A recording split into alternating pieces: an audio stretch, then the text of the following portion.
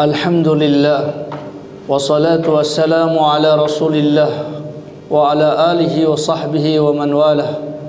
Allahumma salli wa sallim wa barik ala Muhammad wa ala alihi wa sahbihi ajma'in. Rabbi israh li sadri wa yassir li amri wahlul 'uqdatam min lisani yafqahu qawli, amma ba'du. Ikhwati wa akhwati rahimakumullah jami'an. Alhamdulillah, kita di subuh hari ini kembali duduk di tempat yang mulia ini dalam rangka memperbaharui keadaan kita, memperbaharui iman kita, Islam kita, dengan senantiasa menambahkan ilmu demi ilmu yang datang dari sunnah Nabi sallallahu alaihi wasallam. Salawat dan salam tercurahkan kepada uswah teladan kita baginda Rasulullah sallallahu alaihi wasallam.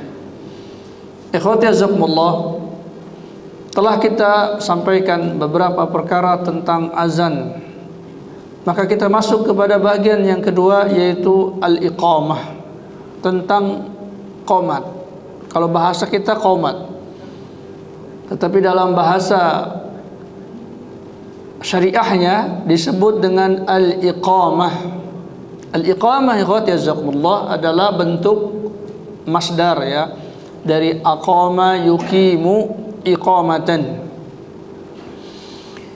yang di dalam ta'rifnya, definisinya adalah i'lamun bil qiyami ila shalah, yaitu pengumuman tentang segeranya ditegakkan salat, ya, bi alfadhin ma'thuratin ala sifatin makhsusatin, dengan lafal-lafal yang telah diriwayatkan dan dengan sifat yang khusus.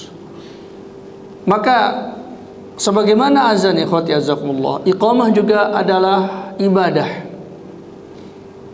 Maka orang yang melakukan iqamah sejatinya adalah orang yang sedang beribadah kepada Allah Subhanahu wa taala. Masuk ke dalam perkara iqamah ini syarat-syarat ibadah, yaitu ikhlas kepada Allah Subhanahu wa taala, dan yang kedua adalah ittiba sunnati Rasulillah sallallahu alaihi wasallam, mengikuti sunnah Rasulullah sallallahu alaihi wasallam, baik di dalam pelaksanaannya maupun dengan sifat-sifatnya, lafal-lafalnya. Maka ikhwati jazakumullah, di kesempatan subuh kali ini kita ingin mempelajarinya. Walaupun kita sudah ma'ruf, ya, sudah mengetahui bentuk iqamah tersebut, namun di kesempatan kali ini kita ingin mengetahui jalur-jalur riwayat tersebut dan ilmu yang ada pada para ulama tentang masalah iqamah ini. Ikhwati jazakumullah, adapun sifat iqamah, bentuk iqamah, lafalnya, maka ini ada dua riwayat, ya, dua riwayat tentang sifat iqamah tersebut. Yang pertama, ikhwati azakumullah, iqamah itu berjumlah ihda asyrata jumlatan, yaitu 11 jumlahnya, 11 kalimat, ya. Yaitu apa? Allahu Akbar, Allahu Akbar. Ini dua. Asyhadu an la ilaha illallah, asyhadu anna Muhammadar Rasulullah, 4. Hayya 'alas salah, hayya 'alal falah, 6. Qad qamatis salah, 7. Qad qamatis salah, 8. Allahu Akbar, 9. Allahu Akbar, 10. La ilaha illallah. Ini lafal yang umum kita dengar, yang banyak dipraktikkan oleh kaum muslimin di negeri kita, yaitu 11 kalimat. Dan ini, ikhwati azakumullah, juga diriwayatkan dari jalur Abdullah bin Zaid. Abdullah bin Zaid yang kita ketahui beliau ini juga yang meriwayatkan tentang azan. Itu beliau yang bermimpi tentang azan. Sebagaimana juga Abdullah bin Zaid memberikan perkara tersebut, meriwayatkan perkara tersebut. Dan juga ditambah lagi dari hadis Anas bin Malik, di mana Anas bin Malik radhiyallahu anhu berkata, umira Bilalun, telah diperintahkan Bilal, an yashfa'al adhana, untuk menggenapkan jumlah azan, menggenapkan jumlah azan, wa yutirul iqamah, dan menjadikan witir, menjadikan ganjil di lafal iqamah. Illal iqamata, kecuali ucapan iqamah, yaitu qad qamatis shalah, itu dibikin dua, yang lain-lainnya dibikin ganjil. Yaitu hadis Abdullah bin Zaid, ikhwati jazakumullah, ini adalah syafa' di dalam azan, yaitu Allahu Akbar, Allahu Akbar, Allahu Akbar, Allahu Akbar. Ini dianggap satu kesatuan. Allahu Akbar, Allahu Akbar, lalu Allahu Akbar, Allahu Akbar, berarti dua kali disebut. Maka ketika iqamah dipahami dari hadis Abdullah bin Zaid tersebut, berarti lafal yang empat dibikin dua, Allahu Akbar, Allahu Akbar. Yang tadinya syahadat asyhadu an la ilaha illallah, asyhadu an la ilaha illallah, maka dibikin ganjil, maka dibikin satu, asyhadu an la ilaha illallah. Begitu pula syahadatul rasul, dibikin satu, asyhadu anna muhammadar rasulullah. Hayya 'alas shalah yang tadinya dikumandangkan dua kali, diucapkan satu kali, hayya 'alas shalah. Begitu pula hayya 'alal falah. Lalu ditambahkan dengan lafal iqamah. Lafal iqamah ini tetap dua kali, ya, karena tidak ada di dalam azan, ya. Tidak ada di dalam azan. Qad qamatis shalah. Para ulama mengatakan, ulama nahwu, qad, kata-kata qad idza dakhala fi fi'lin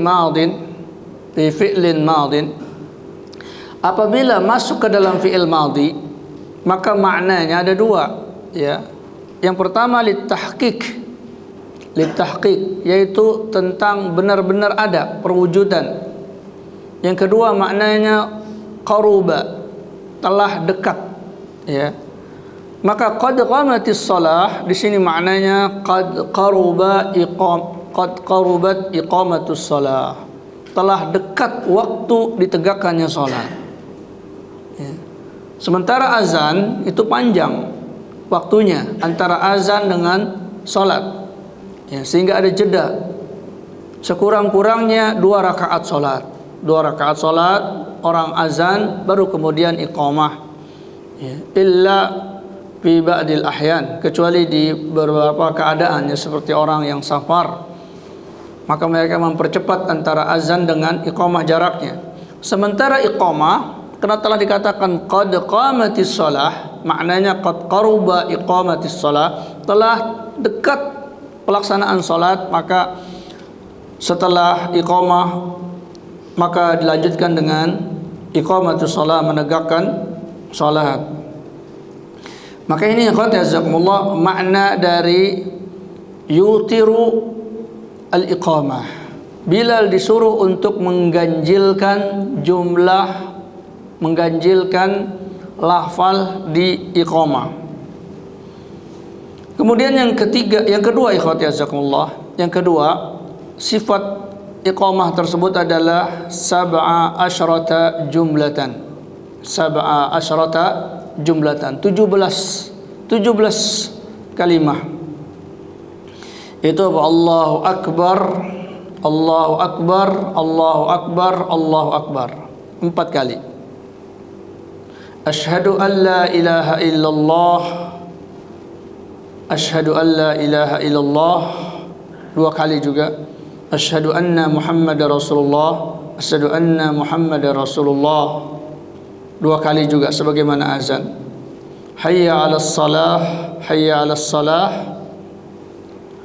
2 kali. Hayya 'alal falah, hayya 'alal falah, 2 kali. Lalu ditambah dengan qad qamatis salah, 2 kali. Allahu Akbar, Allahu Akbar, la ilaha illallah.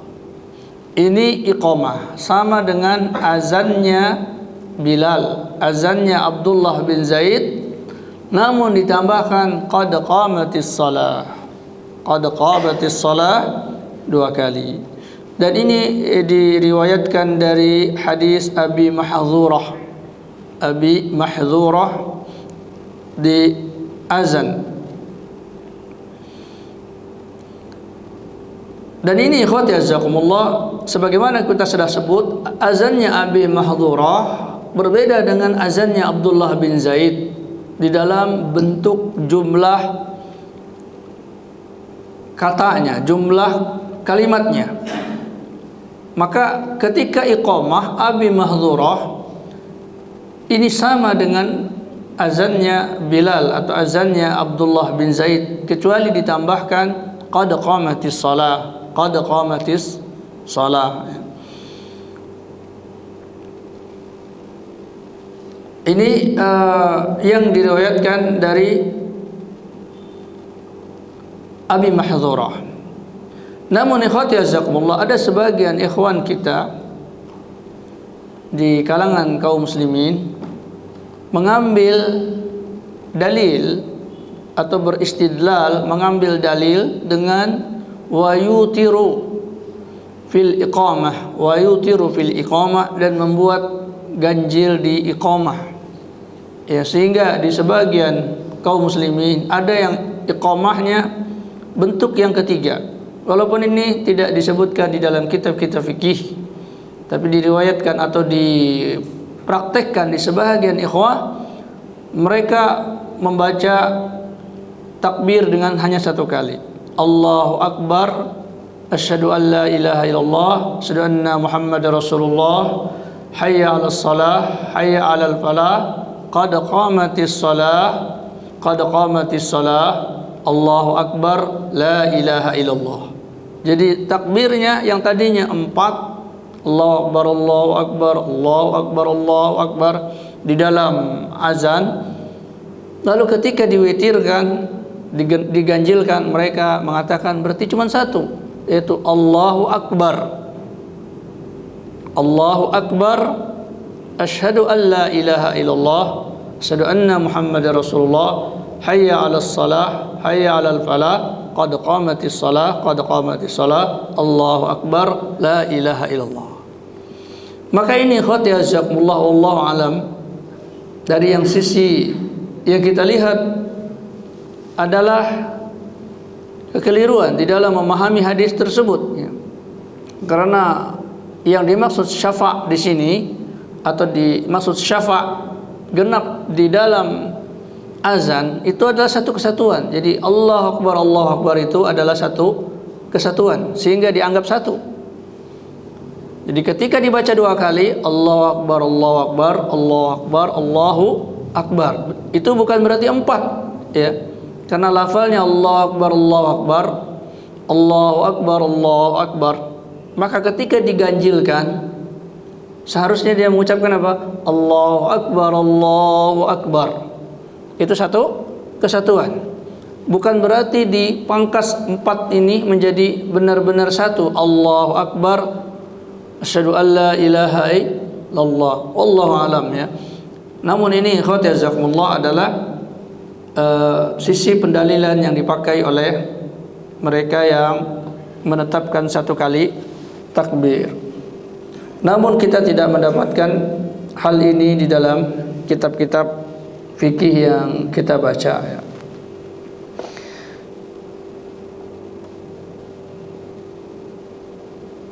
Kemudian ikhwati jazakumullah, sama iqamah juga diucapkan dengan berdiri, ya, diucapkan dengan berdiri berdasarkan hadis yang ma'ruf tentang perilaku Bilal bin Rabah ketika beliau azan, ya. Maka tidak didapatkan beliau azan sambil duduk, maka beliau pun berdiri kemudian beliau azan.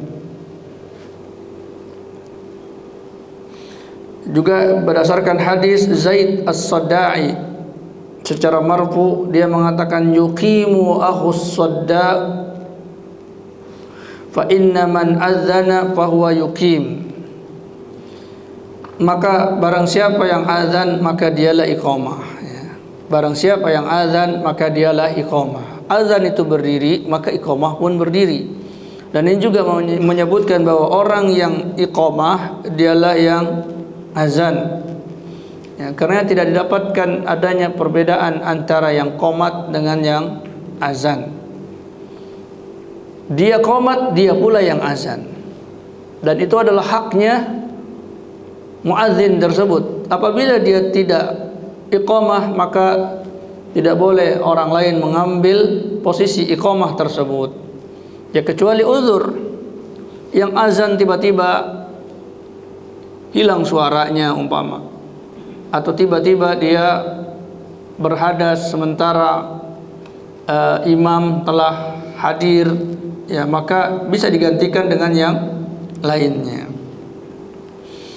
Kemudian ikhwati jazakumullah, apakah ketika orang iqamat juga disunnahkan untuk tardid, untuk diulangi oleh para pendengar iqamat tersebut ketika dia mengucapkan Allahu Akbar, lalu kemudian orang-orang yang mendengar iqamah tersebut untuk mengucapkan Allahu Akbar, maka hal ini disyariatkan, ya. Jadi orang yang mendengar iqamah juga untuk mengucapkan lafal iqamah tersebut, ya. Ini berdasarkan keumuman hadis Rasulullah sallallahu alaihi wasallam, "Idza sami'tumun nida faqulu mithla ma yaqulul muadzinu." Apabila kalian mendengar nida. An-nida ikhwati jazakumullah panggilan. Ada dua, panggilan untuk menghadiri salat. Yang kedua, panggilan untuk menegakkan salat, ya. Panggilan untuk menghadiri salat berjamaah. Kemudian yang kedua, panggilan untuk menegakkan salat. Kedua-duanya nida, panggilan, seruan, ya, yang dikumandangkan, yang diperdengarkan. Maka kata Rasulullah SAW, faqulu mithla ma yaqulul muadzin, maka ucapkanlah sebagaimana yang diucapkan oleh muadzin, ya. Juga Rasulullah SAW menyebut, ya, qomat dan azan itu disebut dengan azan, baik iqamah maupun azan, ya, sebagaimana hadis Rasulullah SAW, baina kulli adzanaini as-shalah. Apa yang ada di antara dua azan, yaitu azan dikumandangkan dan iqamah, itu adalah salatun, ada salat, ya, ada salat. Ada salat sunnah di sini, dan yang dimaksud adalah qabliyah fardu, qabliyah salat fardu, ya. Maka di sini disebutkan adzana ini, walaupun para ulama menyebut ini adalah musanna, bentuk dua yang menjadi keumuman, ya. Walaupun dua-duanya berbeda, azan dengan iqamat berbeda dari sisi tujuannya, tetapi kedua-duanya adalah azan, seruan, panggilan, pemberitahuan tentang perkara sholat. Yang satu tentang waktu sholat, yang kedua tentang segera ditegakkannya sholat, ya. Karenanya di sini dikumandangkan atau dijawab ucapan muadzin ketika dia iqamat tersebutnya. Dan sebagian lagi para ulama mengatakan tidak disyariatkan untuk menjawab azan tersebut, ya, untuk menjawab iqamat, ya. Ketika qomat, maka sebahagian para ulama mengatakan tidak disyariatkan untuk dijawab, karena mereka menyebutkannya, menafsirkan an-nida, idza sami'tumun nida, apabila kalian mendengar an-nida, seruan, maka mereka mengatakan itu azan. Dari sisi mana mereka mengatakan bahwa itu azan? Ya, karena Rasulullah mengatakan faqulu mithla ma yaqulul muadzin, maka ucapkanlah sebagaimana yang diucapkan oleh muadzin. Muadzin berarti apa? Ismu fa'il dari azan, orang yang azan, bukan orang yang muqim, ya orang yang beriqamat, tidak, tetapi itu adalah muadzin, orang yang azan. Maka mereka menafsirkan an-nida di hadis tersebut dengan azan. Namun yang rajih khatiyazakumullah, yang kuat di dalam pendapat ini bahwa dua-duanya disunnahkan untuk diikuti. Ya, apabila muadzin mengumandangkan azan dan juga mengumandangkan iqamah, maka orang yang mendengar disunnahkan untuk mengucapkan sebagaimana ucapan muadzin tersebut, ya. Dan salah satu faidahnya adalah supaya seseorang memperhatikan azan tersebut, memperhatikan iqamat tersebut, tidak mencuekinya, sehingga dia bersegera jiwanya, hatinya, dan itu mengokohkan di dalam hatinya ucapan muwaffaq, ya, ucapan untuk menyesuaikan, untuk memastikan bahwa dirinya tidak berbeda dengan muadzin, ya, tidak berbeda dengan muadzin, bahwa dia ingin segera melaksanakan dan menjawab seruan tersebut, ya. Maka ini yang lebih rajih. Kemudian di antara jawaban-jawaban itu sama, ya, dengan jawaban di dalam salat, di dalam azan. Dia mengucapkan sebagaimana yang diucapkan oleh muadzin, termasuk ketika muadzin mengucapkan qad qamatis shalah, qad qamatis shalah, maka dia menjawabnya qad qamatis shalah, qad qamatis shalah. Ada riwayat yang menyebutkan bahwa ketika muadzin mengucapkan qad qamatis shalah, maka mereka menjawabnya aqamahallahu wa adamaha. Aqamahallahu, semoga Allah menegakkan salat tersebut, wa adamaha, dan mengkontinyukan salat itu. Maka ini khatiyazakumullah dikeluarkan oleh Abu Daud juga di dalam kitab Al-Irwa yang ditulis oleh Syekh Al-Albani. Beliau mentakhrij hadis tersebut dan menyebutkan bahwa jalur riwayat hadis yang menjawab dengan aqamahallahu wa adamaha, ini jalurnya dhaif, jalurnya lemah, ya, sehingga tidak bisa ditetapkan perkara tersebut dan dikembalikan kepada hadis yang lebih sahih, yaitu mengucapkan sebagaimana yang diucapkan oleh muadzin.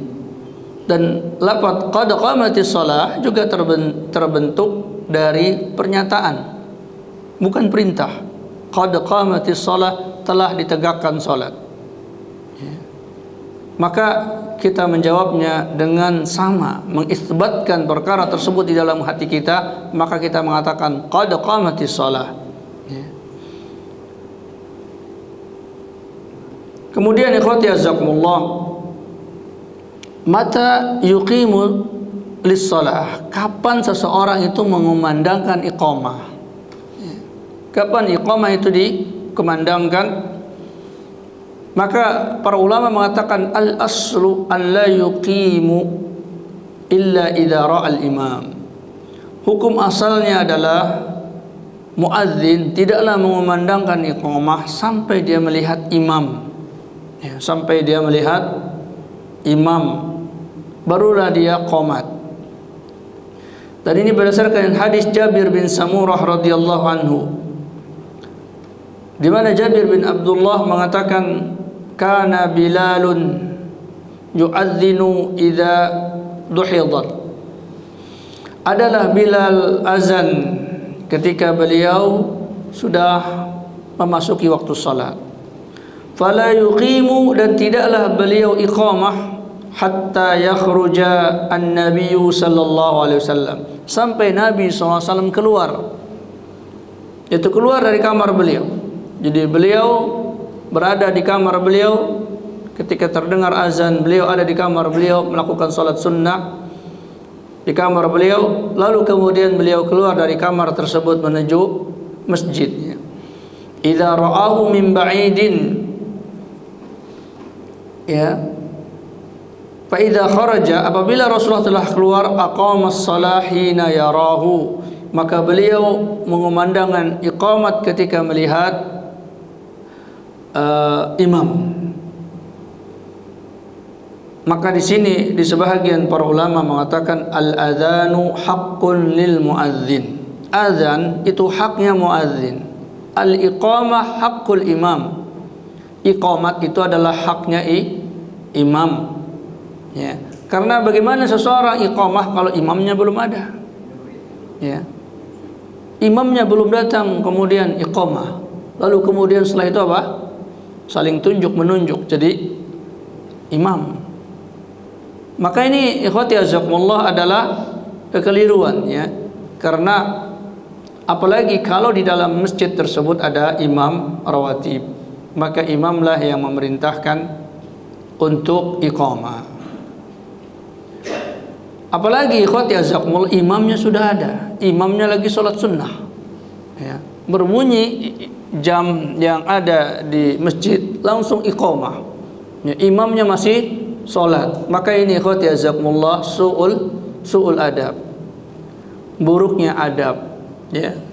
Karena ketika imam sudah terlihat, maka jam yang disepakatin itu harus diundurkan ya, alarm atau jam yang telah disetel untuk alarm sholat. Ketika imam sudah terlihat dan imam belum siap untuk menjadi imam, seperti dia sholat sunnah, walaupun sudah berbunyi, maka hendaklah muadzin menunggu sampai imam tersebut selesai sholat sunnahnya.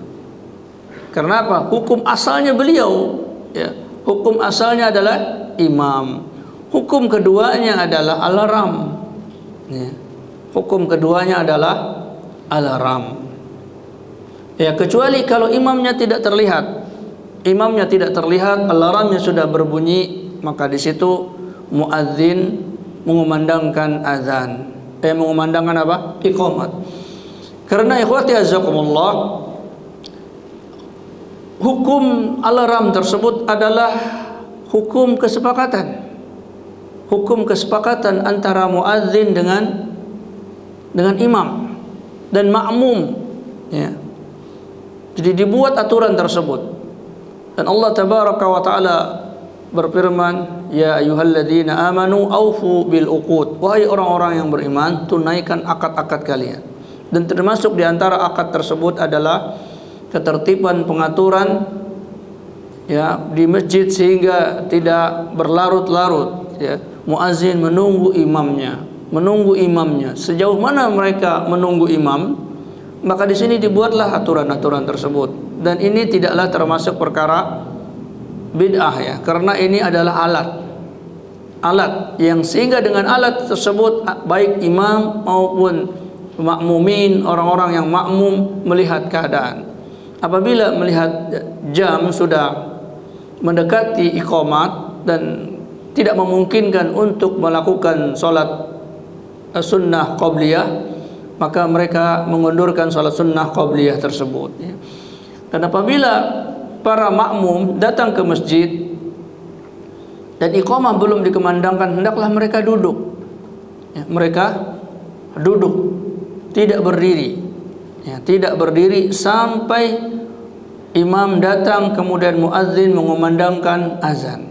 Sampai mereka melihat imam datang untuk mengumandangkan azan, barulah mereka berdiri. Apabila mereka masuk ke masjid dan tidak sempat untuk melakukan salat sunnah, maka mereka duduk, walaupun mungkin hanya sebentar ya, kecuali orang-orang yang uzur, yang sulit bagi mereka untuk duduk ya, maka tidak mengapa. Tapi bagi orang-orang yang sehat, yang memungkinkan, ketika mereka masuk masjid dan menunggu iqamah, maka hendaklah mereka duduk ya, tidak berdiri ya, sebagaimana perbuatan para sahabat ridwanullah alaihim ajmain. Ketika mereka masuk masjid, maka mereka duduk sampai datang imam kepada mereka.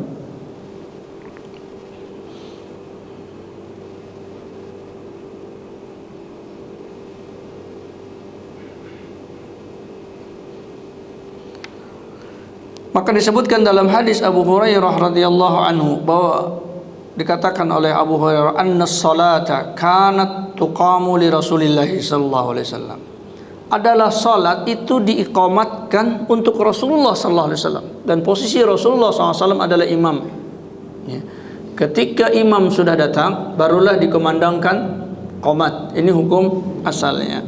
Fayakhudun nasu musafahum, maka sebahagian manusia ya berusaha untuk mengatur saf-saf mereka qabla an yaquman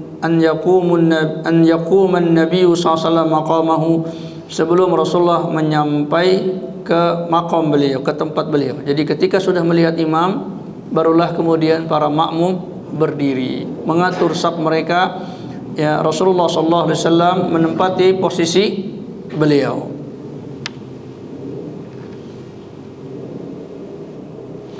Kemudian ikhwati jazakumullah, mata yaqumun nasu lis-shalah, kapan orang-orang itu berdiri untuk salat? Maka di sini ada dua keadaan. Ya. Yang pertama, idza lam yakunil imamu ma'ahum fil masjid. Jadi yang pertama adalah tidak ditetapkan di masjid tersebut imam rawatib. Ya, terkadang-kadang imamnya si fulan, kadang-kadang si fulan, ya orang-orang tertentu, sehingga terkadang Bilal atau muadzin tidak mengetahui mana yang menjadi imam. Ya, terkadang-kadang bergantian, terkadang-kadang tidak diketahui mana imamnya. Ya. Maka di sini muadzin ya melihat siapa saja yang dilihat mampu untuk menjadi imam dan telah ditunggu waktu salat, ditegakkannya salat tersebut dan telah cukup waktunya, maka dia pun iqamah walaupun dia tidak melihat imam tersebut. Ya, ini hukum kedua, dan ini khotya zakumullah hukum al-ram yang ditetapkan tersebut. Ya. Maka Rasulullah sallallahu alaihi wasallam bersabda, "Idza uqimatis shalah fala taqumu hatta tarawni." Kata Rasulullah SAW, apabila telah diiqamahkan salat, jadi sudah dikumandangkan iqamah, fala taqumu, janganlah kalian berdiri hatta tarawni, sampai kalian melihat aku. Ini menunjukkan bahwa makmum ketika datang ke masjid disunnahkan untuk duduk. Disunnahkan untuk duduk sampai melihat imam. Apabila imam telah masuk, maka barulah mereka berdiri dan dikumandangkan iqamat. Atau iqamat ya, dahulu baru kemudian makmum berdiri. Ya. Apabila ya tadi imamnya ada di luar lalu imamnya masuk, ya, jadi tidak bersama mereka, imamnya masih di luar, baru imamnya masuk setelah dikumandangkannya azan, barulah muadzin mengumandangkan iqamah. Tapi kalau imamnya sudah ada sejak awal, dari sejak azan imamnya sudah ada di dalam masjid tersebut, maka Imam Asy-Syafi'i dan mayoritas para ulama mengatakan la yaqumuna illa ba'dal faraq min al-iqamah. Mereka tidak berdiri sampai selesai iqamah.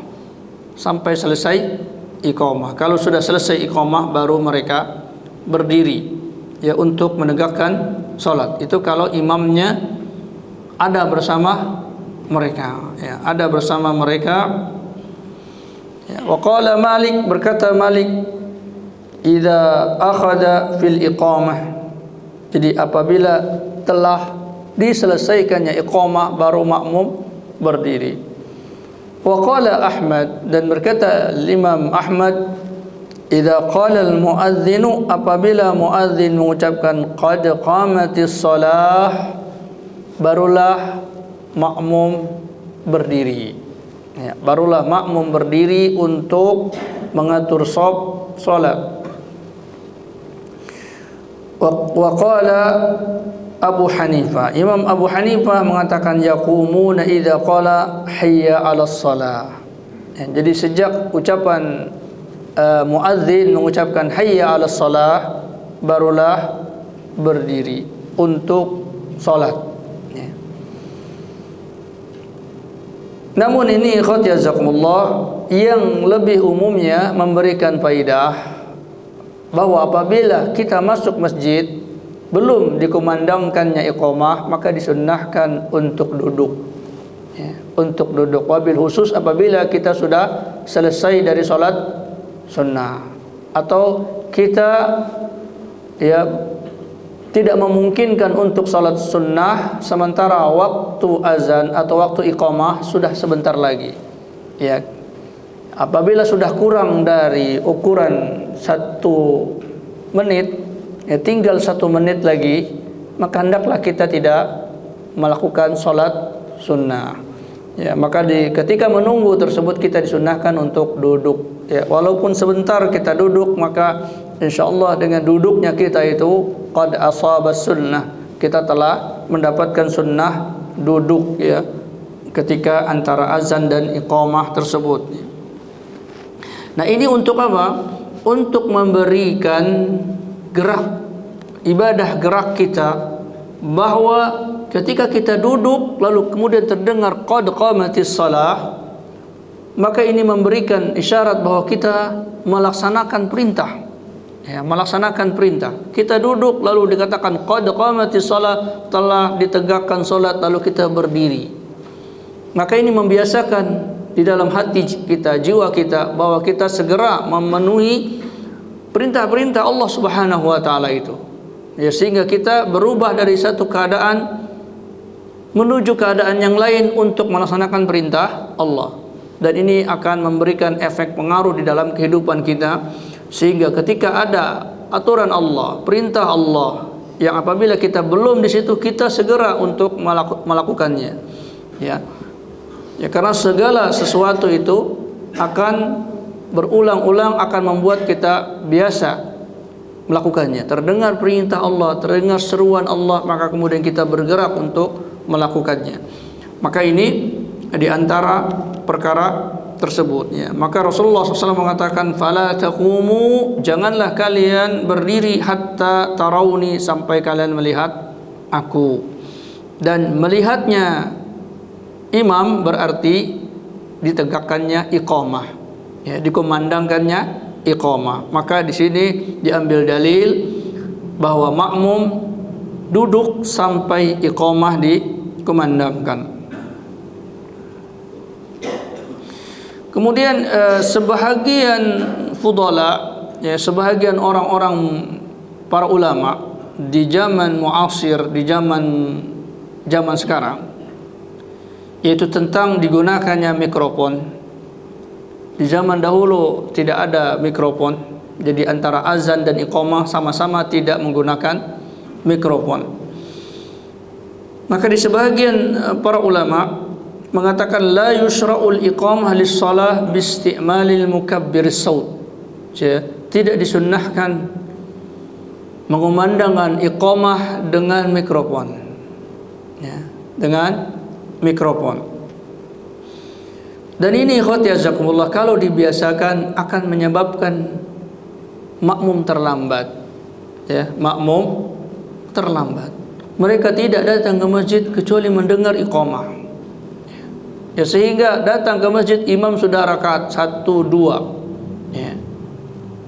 Nunggu saja, menunggu. Ya, kadang-kadang menunggu salat sunnah di rumah, kemudian menunggu iqamah dari masjid. Sehingga ini akan membalikkan keadaan.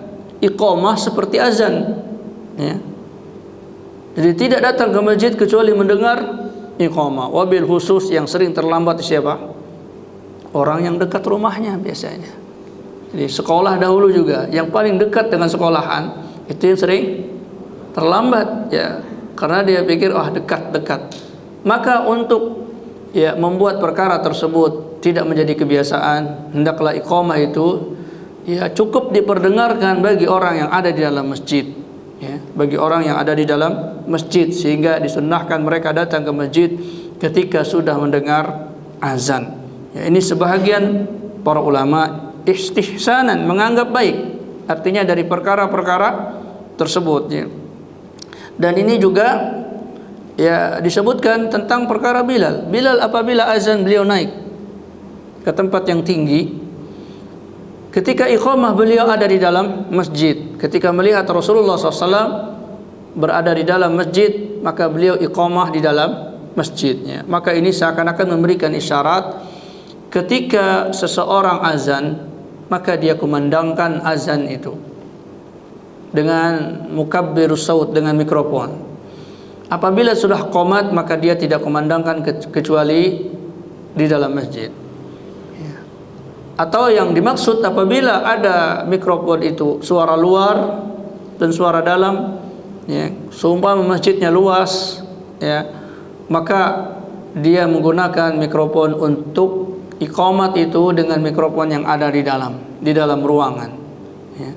Dan ini ikhwati azakumullah merupakan sesuatu adab bagi seorang muslim.